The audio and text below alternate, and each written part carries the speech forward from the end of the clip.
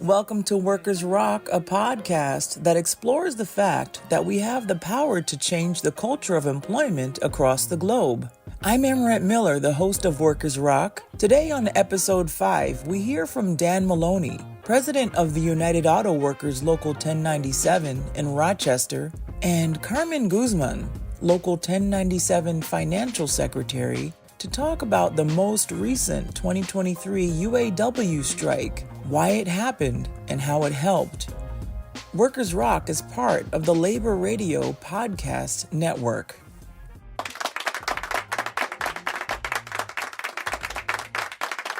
All right. Hi, I'm Emmerette Miller, host of Workers Rock podcast. I'm here with Dan Maloney. Now, Dan, you have like 10 titles. All right. Right? To today's discussion, President of United Auto Workers Local 1097.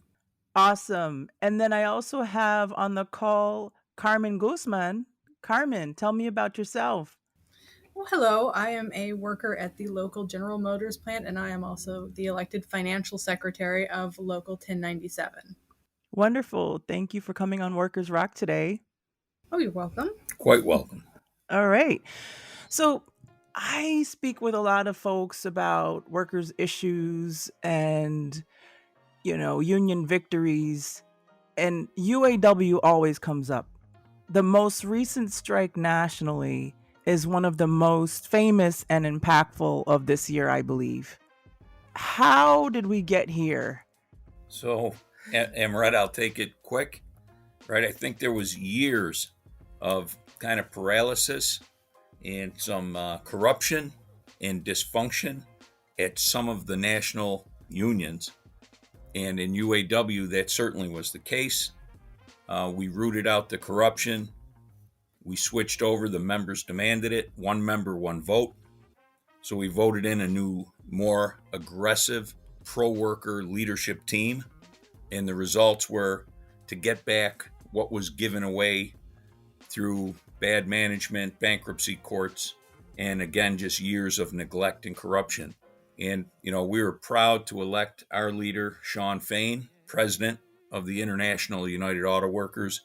And he definitely took a more aggressive tone in this round of bargaining in 2023 contract negotiations, resulting in a strike action that certainly pulled back a lot of the things that we had lost through the previous decade and a half. All right. So the way that UAW International is structured, would it be the president of that leads the charge on the negotiations for like the separate employers? Can you tell me about that breakdown? Yeah, we have one international president that's in charge of all the various aspects of United Auto Workers. So that's, Ford, Stellantis, General Motors are the Detroit Three. That's the backbone of the auto workers. We also have agricultural implement workers at John Deere and some other New Holland that build tractors and other agricultural implement supplies.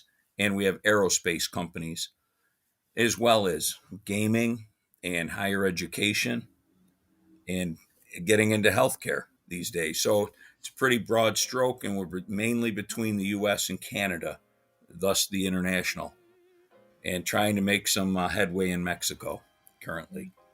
So, yeah, one president that all the various departments and divisions answer to. You're listening to Workers Rock, Episode 5. How did we get to the idea of a strike? It was a long road, but like immediately, what broke down? I mean, the idea is always there. Every time we go into contract negotiations, we take a vote whether we're willing to go on strike or not. We went on strike in 2019 as well, although we did not get good concessions at that time. Didn't improve things the way we wanted it to. But where we work, General Motors and a lot of other union shops don't have a lot of turnover. So you have parents working there, their kids grow up and they apply and they work there until they retire. So there's an acute awareness within union shops when things start to get bad because people still remember it being good. And that gets passed on to all the new people that come in. And there's a discontent about that knowing we're still selling cars, we're still hugely successful, but we're just not where we used to be. In living memory, we had lost a lot of ground.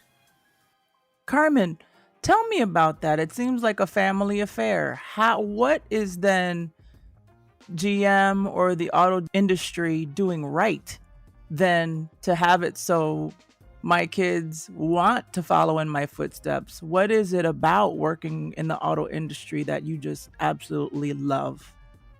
I mean, the big thing is that the union provides not just generally a living wage and good benefits, it also provides protection from a lot of abuses from management. It limits sort of how much they can single out people. They can't harass you. They can't do any of that kind of thing. So it forces a level of fairness that keeps you from resenting where you work. In private industry, that can affect people, like the people part. You can be working in a factory, but the people part, and it's so being a part of a union with those protections helps and sort of insulates you from those human behaviors that can be so damaging. Is that kind of what I'm getting here? It helps a lot. I think there's that saying that people don't quit jobs because of the job, they quit it because of the managers. And that really does not happen in union shops. Right. And we have healthcare. We used to have referrals so people could bring their children in, when they came of age. It's just a really nice place to work. Huh. What were these contracts about? There's always a theme. Sometimes it's wages, sometimes it's healthcare. What was this recipe here, Dan or Carmen? Yeah, this was all about ending two-tiered wages and getting back what was lost, COLA, right? Cost of living allowance on our wages so we could stay up with inflation. We were looking to get back retirement with dignity. We did not get a defined benefit pension plan out of this last round of negotiations, but we certainly improved our 401k company contribution for our members. So any younger worker is going to be on solid financial footing when they do reach retirement age. And we have something else to go after in the next round of bargaining, and that's post-retirement health care. So it's going to be a big issue when folks want to retire at the age of, say, 60. They're not Medicare or Medicaid eligible. We do need that post-retirement health care for our retirees. Interesting. Tell me this. What did the raises look like? Yeah, I'm a skilled tradesman, and so we went from approximately 35, 36 bucks an hour up to 40, 41. Carmen's a production worker. So, Carmen? Production workers all had a huge jump. I went from 23 and change to 35.88 overnight. And we had people that I know Wow. that had only been there for 3 or 4 years that went from like $18 to almost $36. So their pay doubled. Life changing. It was. And it wasn't just us. When we got our raises, that triggered 3 or 4 other non-union auto workers to jump up their wages as well. So not only did it improve the 150,000 people under the UAW umbrella, we improved the entire industry. They call it the UAW bump, Amaret. Yeah, I mean, auto workers brought us the 5-day work week 100 years ago, even if it was from management. You guys set the tone. There was a talk of a 4-day work week on the table that also inspired us to get behind the cause. Tell me about what that would have looked like. So, yeah, we never quite got there either. And a lot of folks just didn't quite understand it. I watched one of those Sunday morning shows where there's an RV manufacturer in Ohio who went to 4 10-hour days, kind of inspired by the UAW, and 4 10-hour days, getting people a 3-day weekend.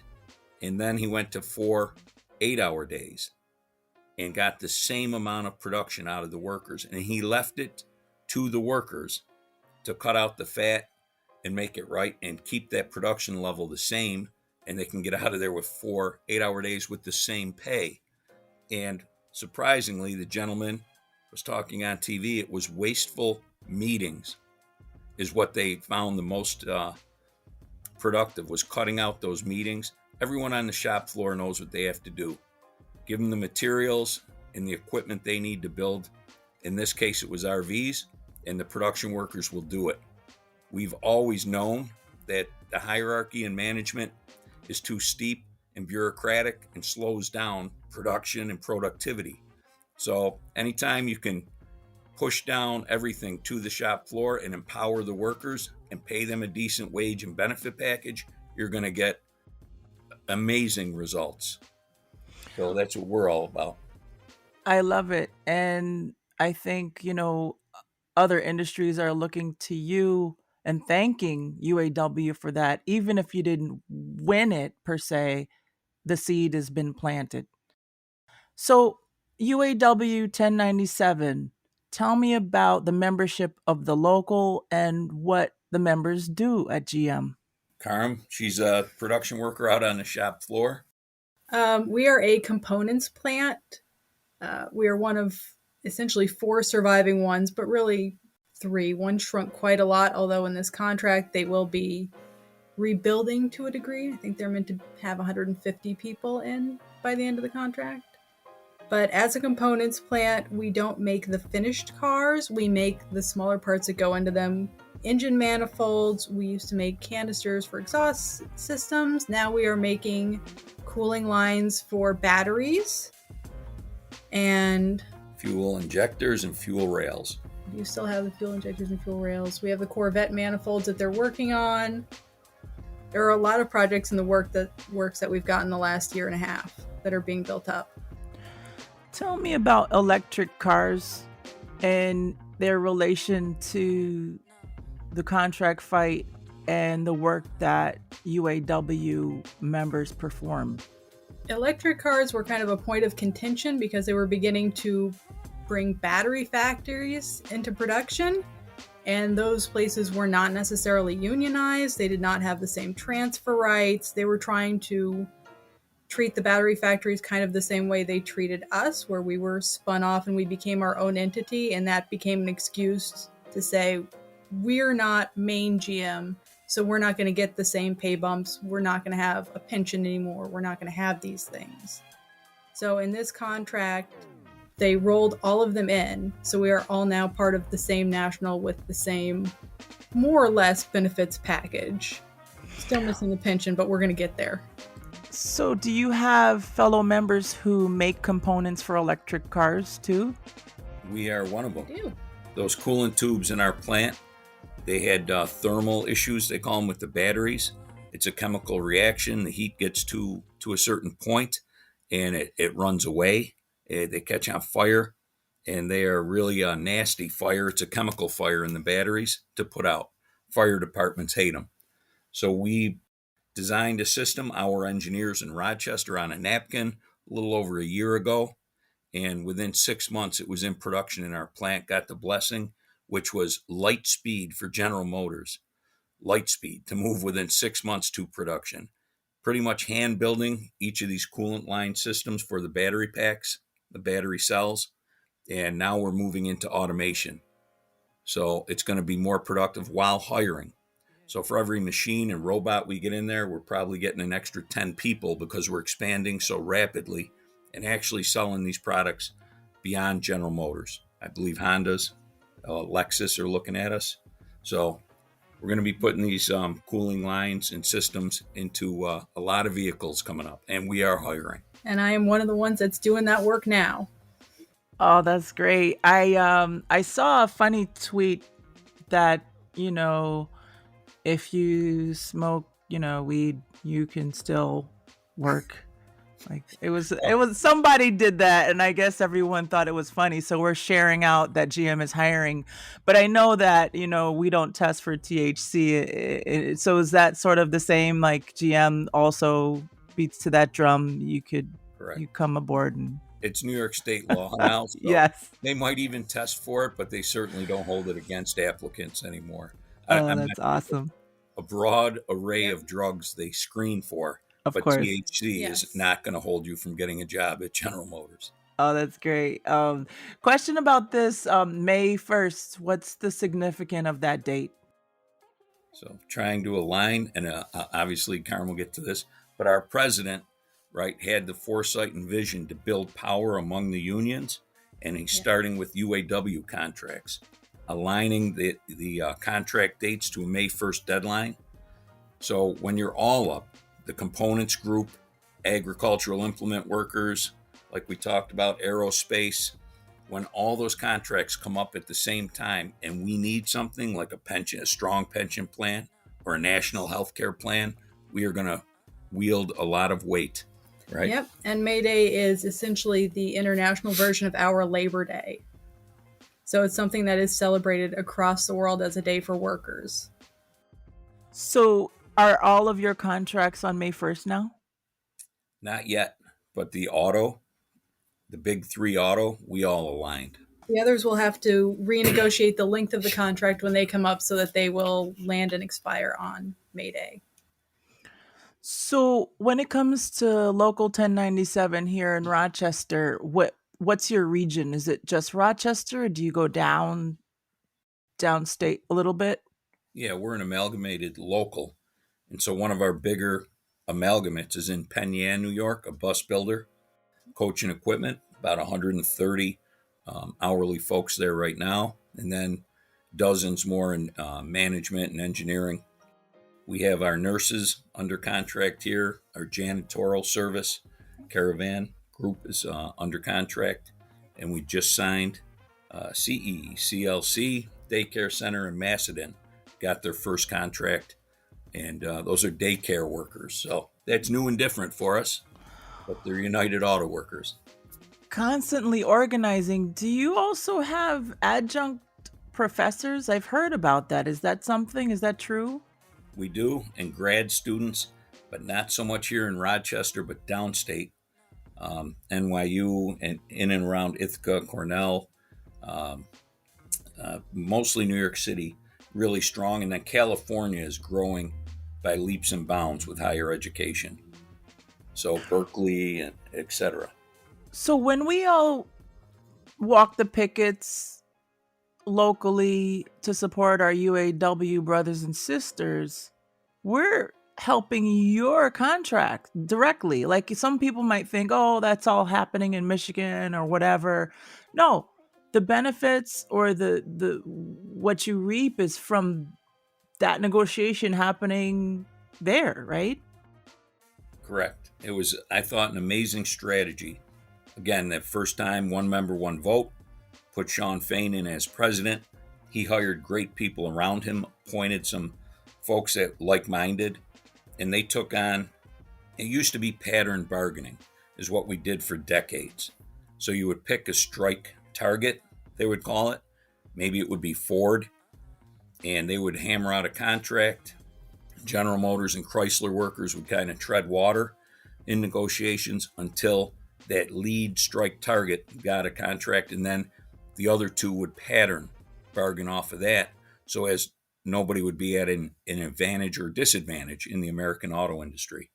So this year, this president for the first time took on all three. Chrysler is now owned by Stellantis, Ford, and General Motors. He said that the contract expiration is not a suggestion, it is a deadline. He wanted serious negotiations going into it. The companies were not serious. So immediately at midnight, at the expiration of the contract, he took out three major plants, one each from the big three.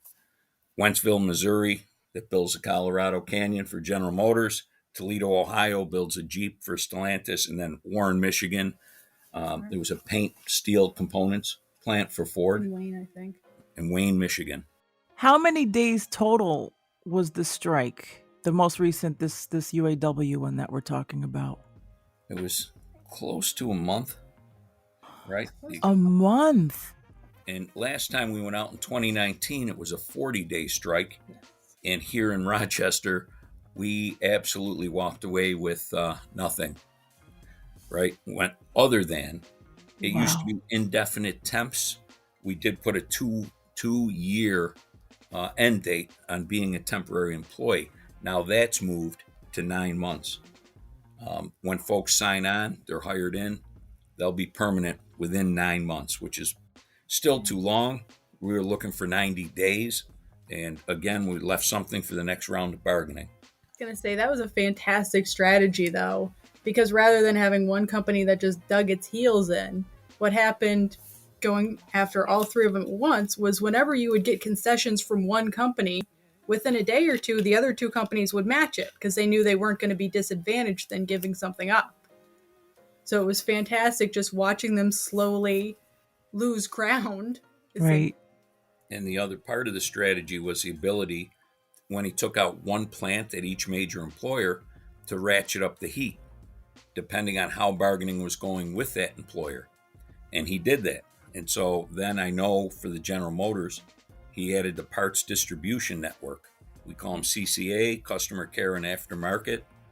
And that's when you bring your car into the dealer and you need that fuel injector or that door panel because you were in an accident or fender. That's not going to be available because those distribution network was on strike and they weren't loading those parts onto a truck to get to the dealership. And that was creating heat from the ultimately from the customer, telling GM, get off your duff and do the right thing for those workers. Yeah. So I loved it. So when I go to a dealership, how would I know if my car that I'm about to buy is 100% American made? The VIN number starts with a 1. I believe that's the simple way to tell, although he has a very detailed sheet Dan's got a book. About to pull it down. about which models are made where, because some are made in 2 locations. So definitely if it starts with a 1, they're made in America. And let me see here. A 1, a 4, or a 5. The first number on your VIN number, right? Vehicle identification number. Everyone's going to their garage right now looking at their VIN number. So just because you have a GMC or a Ford or, what have you, doesn't necessarily mean, right, that it's American made. Not at all. It does not. So 1, 4, or 5 is U.S. A 2 means it's made in Canada. Canada, there are our brothers and sisters, and they pay their workers well. They have a good benefit package. Don't mind Canada. They are unionized. Totally unionized. And in fact, we have United Auto Workers in Canada. So 1, 2, 4, or 5 to start your VIN number, you're good. 3 is Mexico. So right now, I know we're working on it. We're trying to get Mexico. They finally fought off the company unions, not real unions, and so we're starting to make some headway. So hopefully we'll have good news in the future. Are you so organizing campaigns down in Mexico? Is that like the next step, or how does that work? We're trying to take care of the southern states in America first, but there's been an ongoing effort to kind of show solidarity with those workers, those abused workers in Mexico, and tell them that there is a better way. And if they can get rid of, like we used to have in the old days with extreme poverty, that fear of losing the job, the fear of real fear, I guess, of starvation or deprivation for your family. Once you can get beyond that fear and stand up united, and, I'm sure they'd have no problem joining the United Auto Workers and then having all that brain trust, power, and resources available to them to help them out. And I know we said we weren't going to do this, but hydrogen fuel cell. I'm glad you asked. That's baby right there. I am so glad you asked. So, yeah, these battery vehicles should be part of the mix, but for a light vehicle, there should be in there, I guess, going forward, as long as we get those rare earth elements from American and Canadian mines, North American mines, and we're not beholden to China for our supply chain. But hydrogen, natural element, you can break the H out of H2O through electrolysis.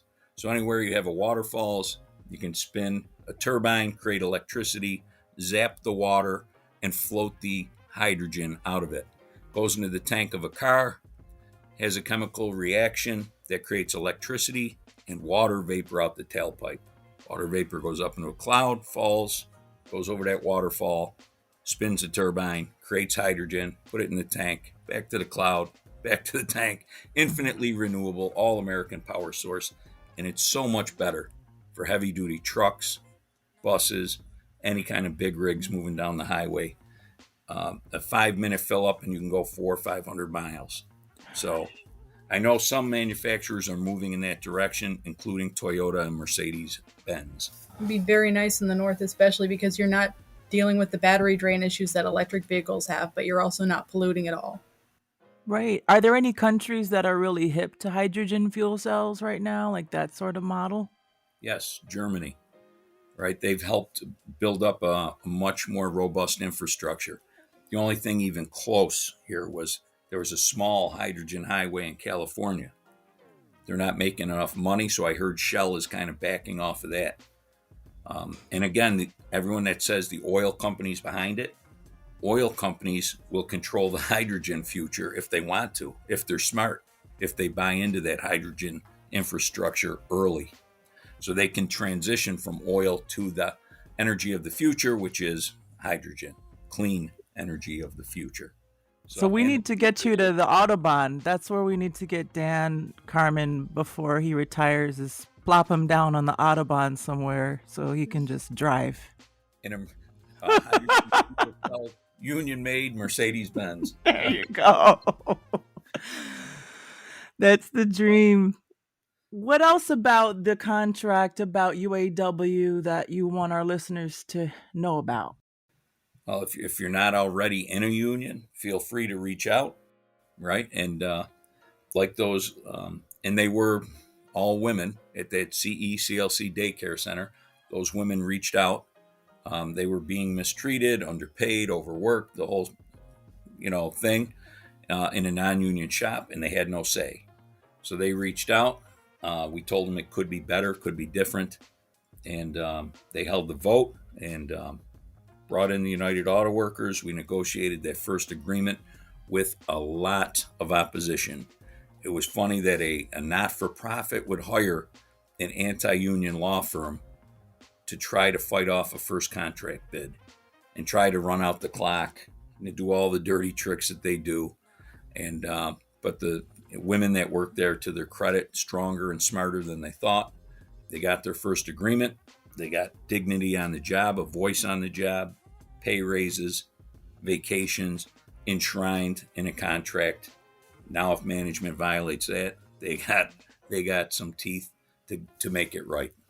Excellent. Ever organizing. Well, thank you so much, Dan Maloney and Carmen Guzman, for coming on the show today.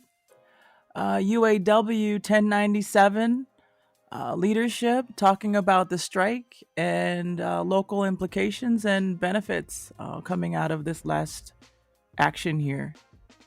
Yeah, I'm surprised our local politicos came out on the strike line with us en masse in 2019 because they understand the economic impact that 800 auto workers in the city of Rochester have in the supply chain. It's about 7-to-1 other folks working for every one auto worker. So that created thousands of jobs right here in Rochester, just keeping this plant viable. And of course, those raises, it's all being spent local, and that creates an upward economic spiral for our local economy. So, absolutely. Most definitely. Oh, thank you so much. Yes. Thanks for hosting, Amaret. Oh, lovely. Thank you. And have a wonderful day. You do the same. All right. Thank you. Bye-bye. That concludes this episode of Workers Rock. Thank you for listening.